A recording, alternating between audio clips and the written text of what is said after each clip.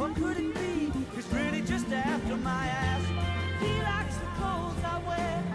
He says he likes a man to dress in season, but no one else ever stares. He's being so kind, but what's the reason? How many friends have I really got? You can count them on one hand. How many friends have I really got? How many friends have I really got? That love me, that want me, that'll take me as I am.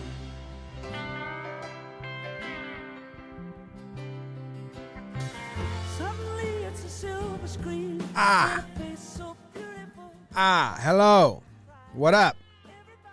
What's going on? Good morning. Happy Wednesday. It's the morning show. If you saw the title of the show and you're just interested in the Ariel Prieto story, skip to 15 minutes and 30 seconds.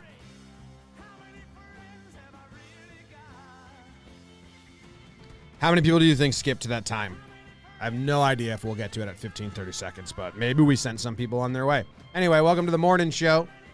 Music, random American town, random baseball player and their story, and then a book. That's the morning show. Maybe some back and forth with the crowd as well, with you fine folks. We got Abe, as always, Jill, Josh, don't forget the intro, 2 different Joshes.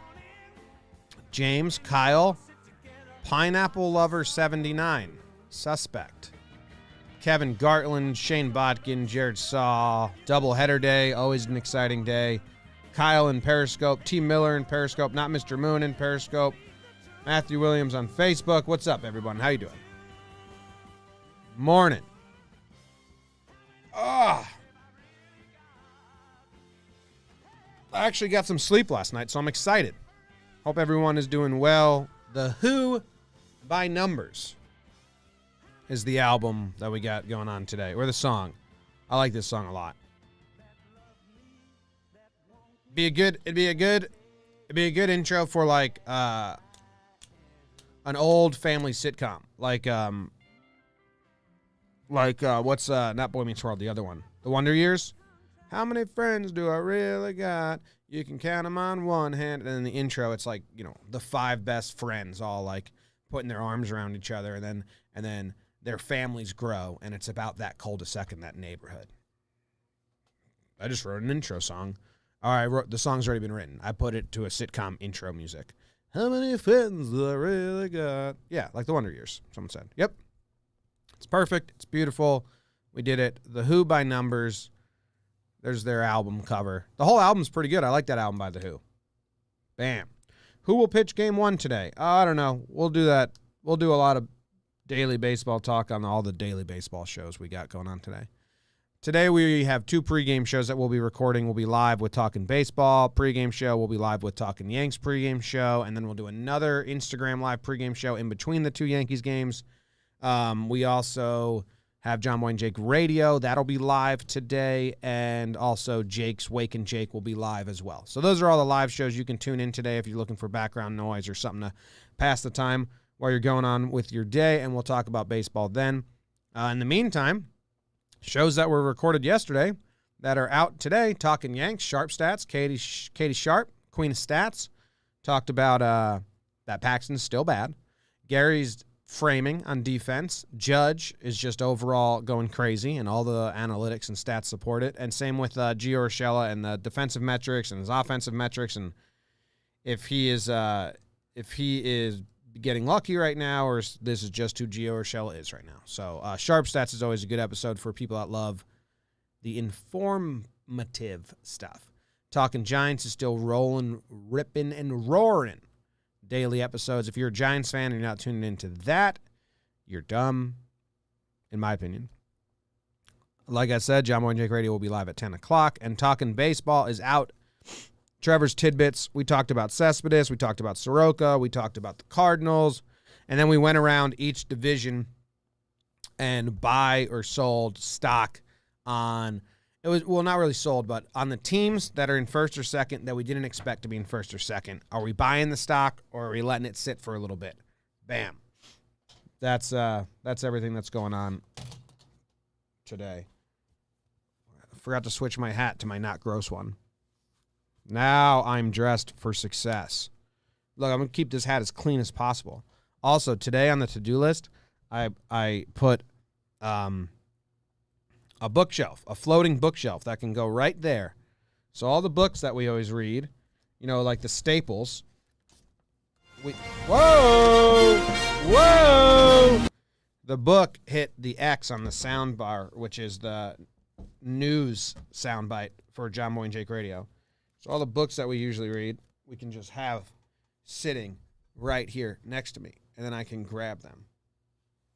Looks like it's going to go from, if I sit here, okay, we're mapping this out. Go from here. No, gonna come this way. This kind of hurts. Here to there. Okay, that's the bookshelf length. Ow, we did it. My body's spasming on me. Yesterday we spent like the entire day on the chairs. We recorded 4 full-length episodes, so 4-hour-long episodes and 3 half-hour episodes yesterday. So, yeah. Sports talk. Nah, not really. Sports talk. That'll happen on Wake and Jake. All right, let's just get straight into it. The town of today is Smyrna, Delaware. I actually think it's Smyrna, and is how they say it, not Smear, Smyrna, Delaware. I Google these town names. I try to find news stations that report the town, try to hear how they say it. I try to go, how do you pronounce this town? Producer Luke gave me just a whole slew of towns that are incredibly hard to pronounce coming up, which sucks. But I'll still mess it up, and people will still get upset about wrong pronunciations. And that will be the dance that we do until I stop talking into a microphone. Smyrna,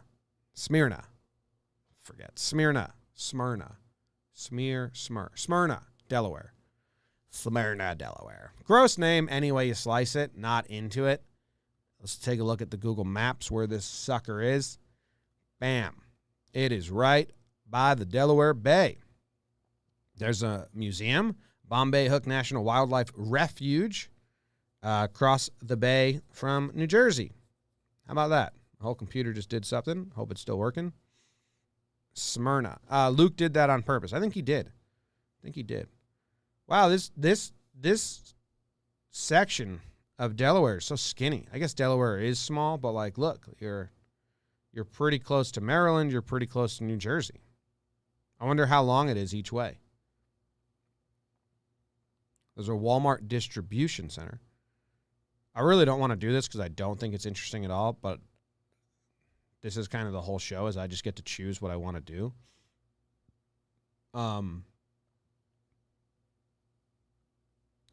Can you just click, like, go here and then destinations? Okay, wow. Smyrna is 14 minutes away from Maryland. Damn. Okay. And how far away is it from, let's just go to Woodland Beach. 14 minutes. Wow. 14 minutes either way, and you're out of Delaware. Smyrna, right in the middle. I didn't know you could do that in Google Maps. That's cool. So they're like, not a lot of Delaware in them. Anyway. Hold on. And this is farmland? That seems wild. Here's some footage of some people flying around the farms of Smyrna, Delaware. And then here's the history of Smyrna, Delaware. It was originally called Duck Creek Crossroads, which, I'm being 100% honest, is a better, more fun name than Smyrna. Duck Creek Crossroads. Duck Creek High? Come on. Smyrna High School or Duck Creek High? Which one would you rather go to? You'd rather go to Duck Creek. You'd be the Ducks, the Duck Creek Ducks. Maybe you'd be like the Duck Creek Ducklings. No, you can't have a high school team be a Ducklings, but definitely the middle school team or the elementary school could be the Ducklings. Should have kept Duck Creek Crossroads for sure. Along with shipping grain, lumber, peaches, and eventually fertilizer, shipbuilding became a prominent business. 2 major thoroughfares formed what were known as the Duck Creek Crossroads. And later came to be called the Four Corners of the town. After the shipping industry collapsed in the 1850s, the town would continue to be an agricultural center, as we can see from the map. So hold on. Where's Duck Creek? The whole town, I'm guessing it's off of this. Is that a bridge at the end there? A dam? Smyrna River. Why do they... Well, here's the river. It comes off the bay. Why in this mode do they have like a piece of land over there? Just lying to us? Did there used to be a bridge there? Anyway, so this river, we're playing my app that I invented. What's it called? Thumb Race? This river, I'm guessing this becomes Duck Creek River. That's where they built the town. Did I get us there? Is this Duck Creek? Is this Smyrna? Yep.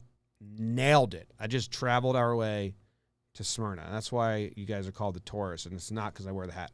So this is the Duck Creek here, I guess. What were the two original thoroughfares? The two original thoroughfares. I'm guessing this one here by Smyrna High was one of the original main streets, or no? Commerce Street? I bet that you could find this somewhere. This town doesn't make sense. If you're built off Duck Creek, what were the two main thoroughfares? Wouldn't they still be represented? What's Smyrna High School's nickname? Smyrna High School. Smyrna? Smyrna. I think I'm saying it wrong again. Smyrna High School. It's on Duck Creek Parkway, so maybe that is the road. What's your nickname? Smyrna High. Principal, Stacy Cook. You think she's liked or disliked? The Eagles. The Smyrna Eagles? That blows. Zero funness there. I mean, you could have been the Duck Creek Ducks. Damn. Any notable alumni? No. Probably because they have a terrible name. They won the state championship in softball in 1993 and 2018. That's cool. Big wrestling team. School. A lot of wrestling championships. No baseball. It means Delaware. Too cold. Where was I? I'm not gonna go down the rabbit hole with you again. I don't know what else to talk about with Smyrna. Anyone from Smyrna? I'm from Smyrna, Georgia. We are the Spartans, says Justin Patterson in the chat. That's a much better name. Smyrna Spartans. You get the alliteration there. Ooh, Kyle, who's always in the Periscope chat, said, Kyle said, I had a friend go to Ogallala last weekend, and I almost couldn't believe it. Kyle, did you ask him if it still smells like it's paved with cow shit? And did you tell him that it led to me and my brother and my fiance almost crushing geolocator? Oh, Delaware Hospital for the Chronically Ill. Right next to the Little Kids Swag Center. Two different vibes at the Little Kids Swag Center and the Home for the Chronically Ill. If they meet in the lawn, it's probably pretty cute, actually. All right, we're just thumbing around town. This looks like a nice planned neighborhood. Nuzhat's Studio. Shout out. Let's give him some love. Nuzhat's Studio. It's a beauty salon. Probably just out of someone's house. Hope they're doing okay with quarantine. Maybe they still snuck some people into their house. Eagle Group. Military State Academy. That's cool. First State Military Academy. We started out as boys, now we're men and we're making noise. Huh.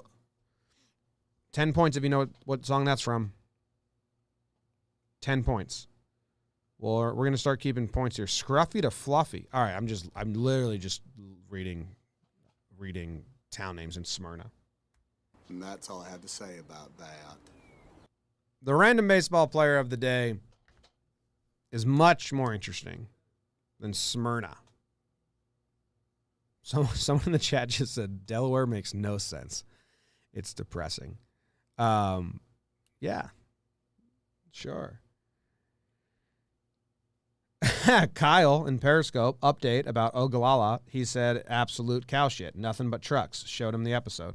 Yeah, okay. I was in Ogallala whenever I drove cross country last. I've driven cross country 4 times. All right. Ariel Prieto, Cuban-born player that, according to the story, and I have the article here, and I'm just kind of going to read the article, but it's pretty wild. According to his story, he was so famous in Cuba that there was no way, he was so good at baseball, there was no way the Cuban government was going to let him defect and leave Cuba to go to America.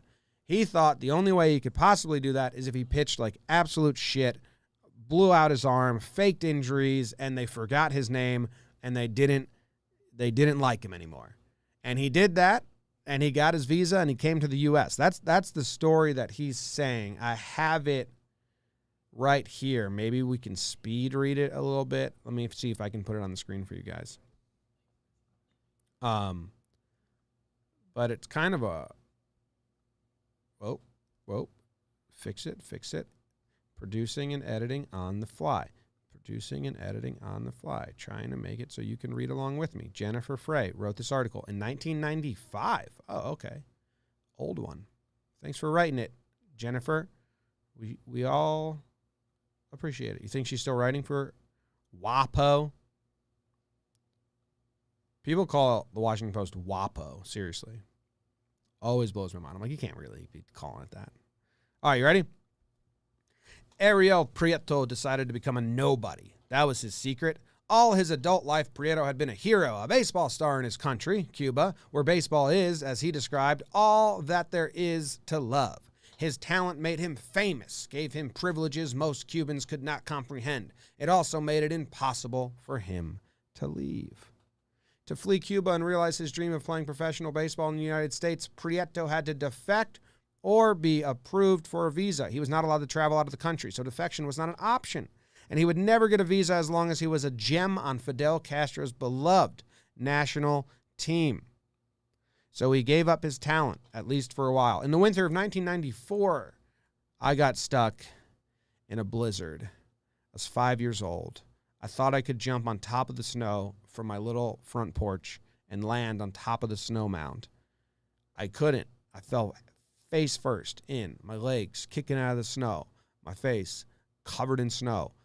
Couldn't get out. My neighbor, Artie Lynch, had to run over, grab my legs, pull me out. He was shoveling my family's driveway, helping my mom. Best cup of hot chocolate in my life afterwards. Thought I was going to die in the snow. Also, in the winter of 1994, Prieto threw bad pitches and watched impassively as hitters turned them into home runs. He let his earned run average balloon above 6. He pretended his shoulder was sore, or his collarbone was cracked, or his arm was hurt. Instead of pitching an all-star game, he fell off a bicycle and faked another injury. Prieto did anything, everything, to make Cuba forget he once had a golden arm. Anyway, his plan worked. 13 months later, he applied for a visa. Prieto and his wife, Yanette, were informed their application had been approved. On April 7th, the couple arrived in Naples, Florida, where Yanette was reunited with her father, who came to the United States in Mariel boat lift in 1980. 2 months later, Ariel made a splash at his baseball's amateur draft, where the Oakland A's took him with the 5th overall pick. 1 month and 1 day later, he made his major league debut. I wanted to be free, Prieto said through an interpreter at the Oakland Coliseum. Over there, nobody is free. I had liberties that most people could never dream about because I was a baseball player, but I still wasn't free. The country, it is just going backward. I can't imagine there's any country as bad. I don't want to get into that, but I knew it was wrong. You got pretty deep into it. I mean, Ariel, you got pretty deep into it to pull the, I don't want to get into it. You literally said, I can't imagine there's any country as bad, but I don't want to get into that. You got pretty into it, dude. I mean, that's as thick as into it as you can get. Then it would have been completely different. So he thinks his plan worked. Pretty crazy story, pretty crazy plan. The other The other tidbit, this is a whole article. You can read it if you want. The other tidbit from this story is that he got his signing bonus, and he didn't know how American banks worked, or credit cards. So they say he walked around with $1.2 million signing bonus check in his pocket for over a week. Imagine if it rained. Scary. I have more than $20 in my wallet. I'm like, get this out of here. And I'll just spend it on dumb shit. From 2012 to 2015, Prieto served as interpreter for fellow Cuban defector, New York Mets outfielder Yoenis Cespedes. So he's still around in the game. I think he's a coach with the Mets still. He's a coach with the Mets still. Do we have like video of him? Ariel Prieto, Yoenis Cespedes. Here it is. Here he is. We've done found it. I think. I don't know what's happening here.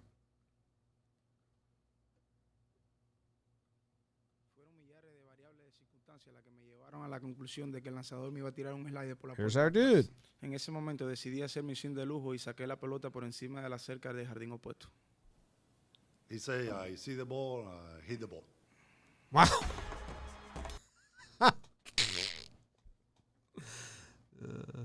What's up? Yeah. Listen to this. And this is our random baseball player of the day. His story is crazy, and now he interprets for Yoenis Cespedes. And listen to his translation of this one. Millares de variables de circunstancias las que me llevaron a la conclusión de que el lanzador me iba a tirar un slider por la puerta de atrás.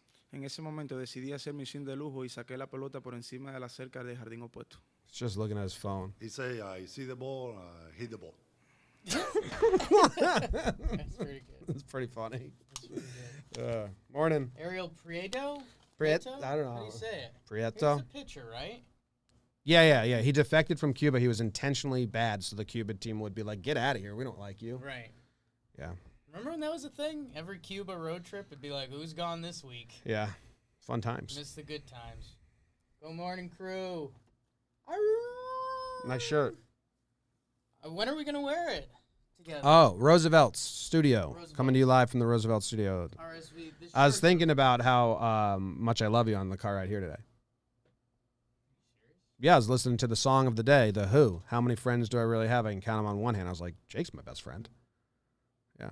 So. Anderson? And I thought about if you died, how sad I'd be. Oh, my God, dude. Yeah. Yeah, Yeah. So bad death. that was my car ride to work today, thinking about how sad I will be if Jake I've got dies. something I want to start saying, but I feel like it's kind of messed up. Yeah. I think I've said it a couple times, but I want to say it like regularly. But like I feel like people look at me and think I'm gonna die young. Is that? I don't you know. say that? I think you think that about yourself. Well, when you wear the belly shirts and that beard, for Right. sure. It's like in memoriam. Yeah, you're kind of giving out that He had vibe, though. fun. Yeah. All right, see you guys. Bye.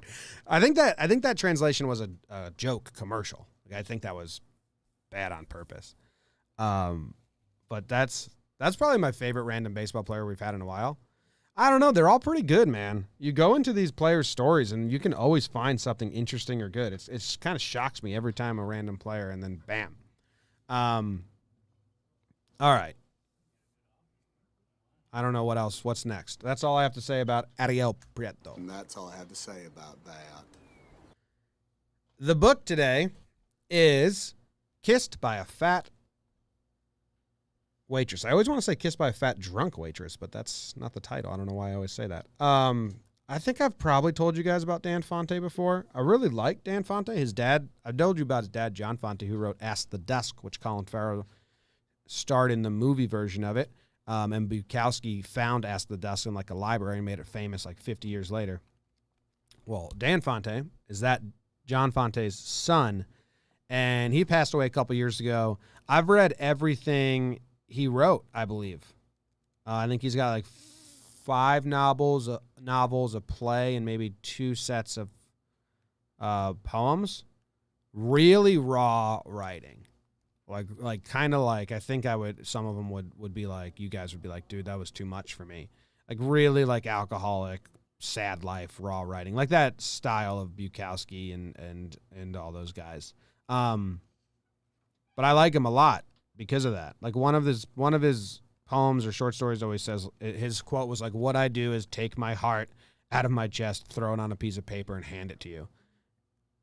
And I was like, damn, man, that's intense. Hey, Michael Searing in YouTube chat says John Fante is one of the best authors ever, and Dan was great, a cab driver. Michael Searing says incredible book. It's always cool when I think these are very obscure books, and people in the chat always like them. So that's cool. You guys want to do a random page? All right, what was the first random page? Real D50 said page 57. Now, I don't trust a random page here with you guys, just on this book.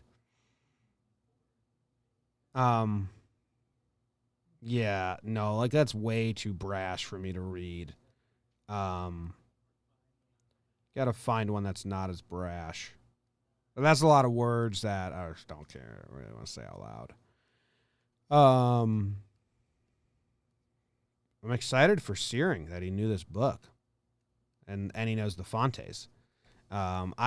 Before Dan Fante passed away, I had exchanged emails with him because I sent him a first copy of the book I wrote when I was in college, and he responded and read like a lot of it and gave me an in-depth response, which was cool. Then one day I looked up when his next book was coming out, and he had died. That was a bummer.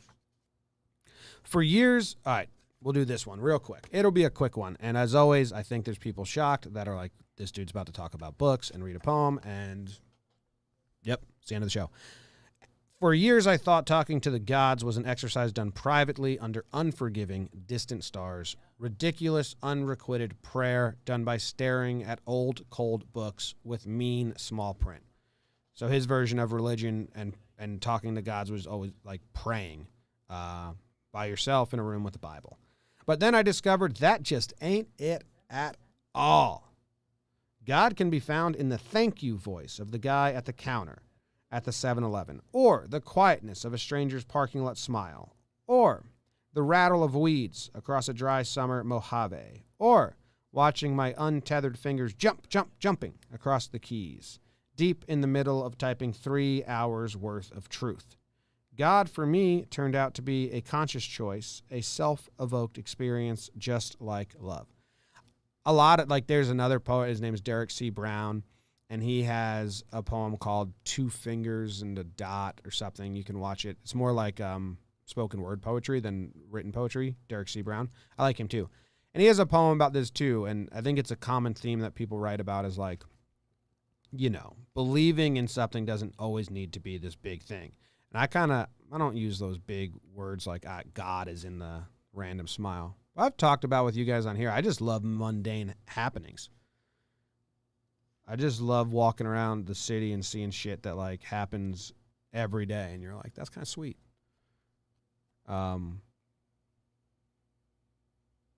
Like 2 old guys walking across the street and just being like, hey, I haven't seen you in a week. How you been? And then they don't even break stride. I think I told you that story. It still cracks me up.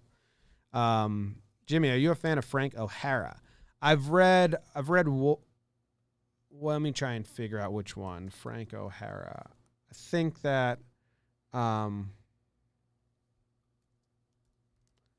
If not, I definitely know the name, but I don't know if I've read any collections or anything. But I can add him to the list. I got a list of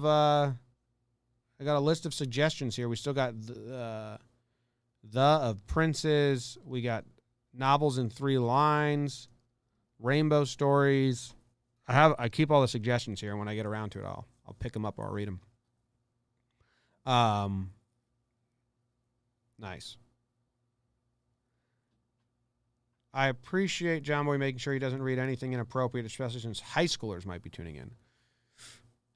Yeah, I mean, some of the stuff I just don't feel comfortable saying, but he felt comfortable writing it, which is kind of cool. Bam. Something's going on in the Facebook chat. The Facebook numbers are crazy. Try Persian Fire by Tom Holland. Okay. Too many suggestions, but Persian Fire, Tom Holland. It's in the book. Hopefully that never gets deleted. Let's see. I forgot. Someone said, "What are you talking about, John Boy?" Well, never know. Every single show is different. Bam. He has no clue about the new high school audience. We got a new high school audience in here? Cool. I can see high schoolers tuning into this show and just being like, wow, John Boy is an old loser. He's talking about geography and history and poems. What? I hope I don't grow up to be like him. I'd probably say that. No, I always liked this stuff, even when I was high school. So high school me would have liked me, maybe. But I can see little high school kids feeling like so embarrassed for me that I'm openly talking about all this stuff and how much I love it. Watched a documentary on the Klondike Gold Rush last night. Oh, I've been just Googling PBS documentaries and watching all the free PBS documentaries at night. So such a loser. Maybe I'll do that for Friday's documentary of the day. Maybe. But all right, that's the show today. We got The Who, we got Smyrna and their bad high school nickname, and Duck Creek. We got Ariel Prieto, whose story is actually fascinating. That's the best part. And Dan Fante, finding God in the mundane things in life.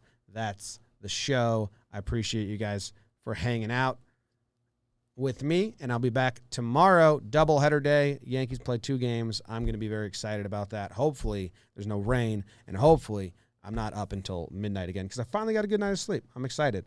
So tune in to Wake and Jake on the main channel right now, and then John Boy and Jake Radio at 10 o'clock if you want. We're out. See you later. Goodbye. Here's The Who. See ya. What's the reason? How many friends have I really got? Can count 'em on one hand. How many friends have I really got? How many friends have I really got? That love me, that want me, that'll take me